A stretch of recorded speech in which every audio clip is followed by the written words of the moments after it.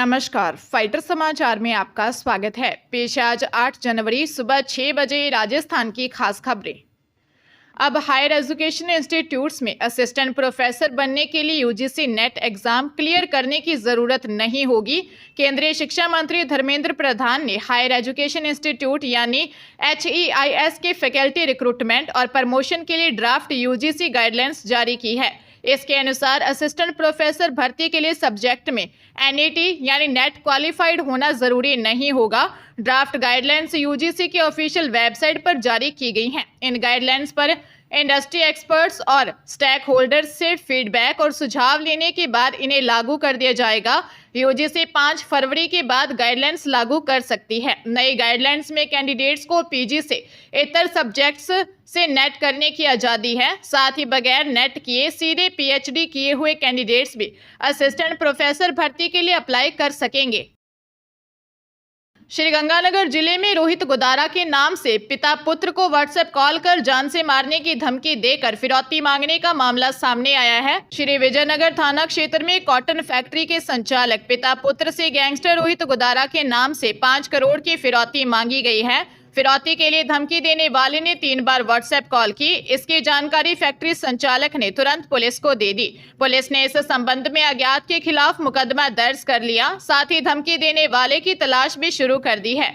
इसके लिए cyber expert की मदद ली जा रही है। धमकी मिलने के बाद फैक्ट्री संचालकों ने पुलिस द्वारा सुरक्षा भी उपलब्ध करवा दी गई है। कॉल करने वाले ने खुद को गैंगस्टर रोहित गोदारा होना बताया और उसने धमकी दी कि यदि उसे 5 करोड़ रुपए नहीं दिए तो वह उनको जान से मरवा देगा। जोधपुर सेंट्रल जेल में रेप के आरोप में आजीवन कारावास की सजा काट रहे आसाराम को सुप्रीम कोर्ट से बड़ी राहत मिली है। सुप्रीम कोर्ट ने आसाराम को अंतरिम जमानत दी है। आसाराम को 25 अप्रैल 2018 को जोधपुर की विशेष पोक्सो अदालत ने नाबालिग के साथ रेप का दोषी ठहराया था और उम्र कैद की सजा सुनाई थी। आसाराम 2 सितंबर 2013 से जेल में है। 2 साल पहले गुजरात की एक अदालत ने आसाराम को 2013 में अपने सूरत आश्रम में एक महिला अनुयायी के साथ कई मौकों पर बलात्कार करने के लिए दोषी ठहराया था।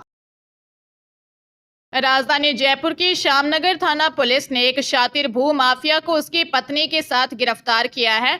आरोपी हरीश शर्मा और उसकी पत्नी कविता शर्मा के खिलाफ धोखाधड़ी के कई मामले दर्ज हैं। आरोपी ने पत्नी के नाम से कविता कॉलोनाइजर प्राइवेट लिमिटेड कंपनी बना रखी है। कंपनी 2013 में स्ट्राइक ऑफ हो गई, जिसके बाद भी दोनों आरोपी लोगों से पैसा लेकर भूखंडों के पट्टे जारी कर रहे थे। दोनों ने जयपुर में हनुमंत विहार द्वितीय के नाम पर कई लोगों से ठगी की है। दोनों के खिलाफ जयपुर सिटी में 2 दर्जन से अधिक शिकायतें दर्ज हैं। प्रारंभिक पूछताछ में सामने आया है कि इनके खिलाफ जयपुर, अलवर, महाराष्ट्र, पश्चिम बंगाल, उत्तर प्रदेश में 138 NI एक्ट के मामले कोर्ट में विचाराधीन है, जिनमें गिरफ्तारी वारंट जारी हो रखे हैं। दोनों पति पत्नी के खिलाफ जयपुर में 20 आपराधिक मामले दर्ज हैं। दौसा की ADJ कोर्ट ने 11 साल पहले हुए झगड़े में 5 लोगों को दोषी ठहराते हुए 5-5 साल के साधारण कारावास और 5-5 हजार रुपए से दंडित किया है। दोषियों में एक की मौत हो गई, जिसके खिलाफ कार्रवाई को ड्रॉप कर दिया। घटनाक्रम सदर थाना क्षेत्र के सूरजपुरा गांव की बाढ़ की ढाणी में 25 जून 2014 का है। उस दिन सीताराम व प्रभु दयाल घर जा रहे थे। इस दौरान रास्ते में रोककर हरफूल, कैलाश, लखन, राजेंद्र, नरेश, बद्री, नैना, गोपाली, मीरा, आशा पुत्री कैलाश ने एक राय होकर सीताराम व प्रभुलाल पर हमला कर गंभीर घायल कर दिया। बीच बचाव करने आए नानग्राम राम खिलाड़ी भौरी देवी के साथ भी मारपीट की गई। मामले में हरि नारायण ने रिपोर्ट दर्ज करवाई थी कि खेजड़ी के पेड़ की कटाई को लेकर विवाद हुआ था। पुलिस ने मामले की तफ्तीश पूरी कर बद्री नारायण, हरफूल, कैलाश, गोपाली व नैना के खिलाफ चालान पेश किया। इसमें बद्री नारायण की 27 जनवरी 2023 को मौत हो गई थी। जैसलमेर में SP सुधीर चौधरी ने लाल बत्ती लगी गाड़ी में पुलिस वालों पर धौंस जमाते युवक को पकड़ा है। युवक 32 वर्षीय हरजीत सिंह खुद को RS अधिकारी बताकर पुलिस पर धौंस जमा रहा था। SP ने सादा वर्दी में घूमते हुए हरजीत सिंह से बात की और ID कार्ड दिखाने के लिए कहा। तब हरजीत ने RS की फेक ID कार्ड दिखाया। शक होने पर SP युवक को लाल बत्ती लगी गाड़ी समेत कोतवाली थाना लेकर आए। जांच करने पर युवक हरजीत ने खुद को अजमेर निवासी व RS अधिकारी बताया। साथ ही उसने खुद को किसी मीडिया हाउस का प्रोपराइटर भी बताया। पुलिस ने फर्जी RS अधिकारी को गिरफ्तार कर लिया। युवक ने स्वीकार किया है कि आईडी फर्जी है। मोटर गैरेज की जो रेड पट्टी लगी हुई है यह भी मैंने गलत तरीके से बनाई है। फिलहाल पुलिस युवक से पूछताछ कर रही है। उदयपुर जिले की हिरणमगरी थाना पुलिस और डीएसटी टीम ने संयुक्त कार्रवाई में ऑपरेशन साइबर शील्ड के तहत युवती सहित 3 आरोपियों को गिरफ्तार किया है। डीएसटी प्रभारी श्याम सिंह रत्नू ने बताया कि आरोपियों के कब्जे से ऑनलाइन गेमिंग के माध्यम से ठगी में उपयोग में लिया गया लैपटॉप, 14 मोबाइल, 331 सिम और विभिन्न फर्मों की मोहरें, 4 चेकबुक, एटीएम कार्ड सहित फर्जी खाता धारकों की पासबुक आदि जब्त की है। आरोपी आयुष निवासी नाई अवैध गेमिंग वेबसाइट पर लोगों को धोखे में डालकर उनके नाम से गेमिंग आईडी बनाता था। आरोपी महिला पूजा निवासी सिरोही एक्सिस बैंक में जॉब करती है। वह भोले भाले लोगों के खाते खुलवाकर सूचनाएं आयुष को देती थी। तीसरा आरोपी राजेंद्र कुमार लोगों के बैंक खाते खुलवाकर खाता धारकों के बैंक खाते का केट उसे आयुष को देता था।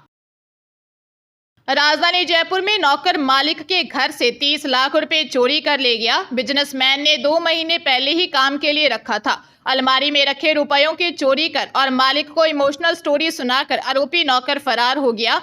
विद्याधर नगर थाने में 43 वर्षीय आनंद परसरामपुरिया ने रिपोर्ट में बताया कि अपने परिवार के साथ यहां रहते हैं। करीब 2 महीने पहले जानकार के जरिए बिहार निवासी राजेश को घरेलू काम के लिए रखा था। राजेश दिन में काम के बाद रात को घर में सर्वेंट क्वार्टर में रहता था। बिजनेसमैन ने पिछले दिनों किसी पेमेंट के चलते 30 लाख रुपए का बैग लाकर लॉकर अलमारी में रखा था। आरोप है कि घरेलू नौकर राजेश ने मौका पाकर अलमारी का लॉक खोलकर 30 लाख रुपए चोरी कर लिए और अपनी मां के छत से गिरने की इमोशनल स्टोरी सुनाकर फरार हो गया।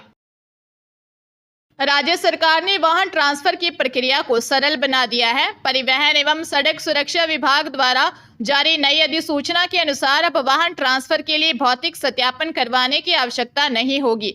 ये बदलाव वाहन मालिकों के लिए राहत लेकर आया है, क्योंकि इससे समय और पैसे की बचत होगी और दलालों के झंझट से भी छुटकारा मिलेगा। अधिसूचना के अनुसार अब स्थानीय या राज्य के भीतर खरीदे गए वाहनों के ट्रांसफर के समय भौतिक सत्यापन करवाने की अनिवार्यता समाप्त कर दी गई है। संयुक्त शासन सचिव रेणु खंडेलवाल के अनुसार ये फैसला राज्य सरकार के पिछले साल की बजट घोषणा के तहत लिया गया है। वाहन चालकों ने अच्छा कदम बताते हुए कहा कि सरकार का ये कदम वाहन मालिकों के लिए राहत देने वाला साबित होगा। भौतिक सत्यापन की अनिवार्यता खत्म होने से न केवल समय व पैसे की बचत होगी, बल्कि प्रक्रिया में पारदर्शिता व सरलता भी आएगी।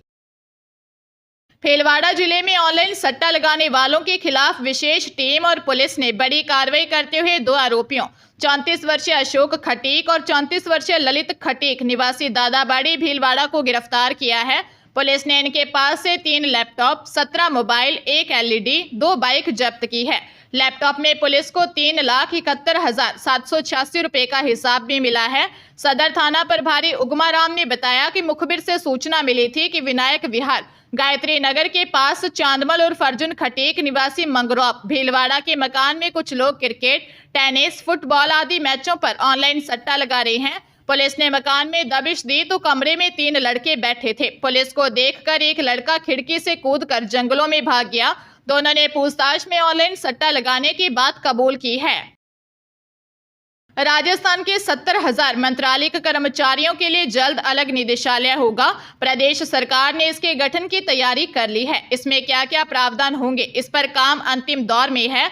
मालूम हो कि 35 साल से इसकी मांग की जा रही थी। इसमें सभी विभागों के मंत्रालयिक कर्मचारी शामिल होंगे। दरअसल राज्य में कई कैडर्स में निदेशालय बने हुए हैं। इनमें शिक्षा संवर्ग, तकनीकी शिक्षा, चिकित्सा शिक्षा, उच्च शिक्षा, स्वास्थ्य, अधीनस्थ लेखा, सूचना सहायक आदि में निदेशालय हैं। लेकिन अलग अलग विभागों में मौजूद मंत्रालयिक कर्मचारियों का कोई एक निदेशालय नहीं है। वास्तविकता यह है कि जहां जहां निदेशालय बने हुए हैं वह कर्मचारी संघों की मांगों को समाहित कर निदेशालय रिपोर्ट पेश करता है।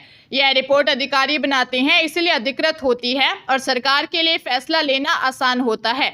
इसलिए कर्मचारी संगठन वर्षों से निदेशालय की मांग कर रहे थे।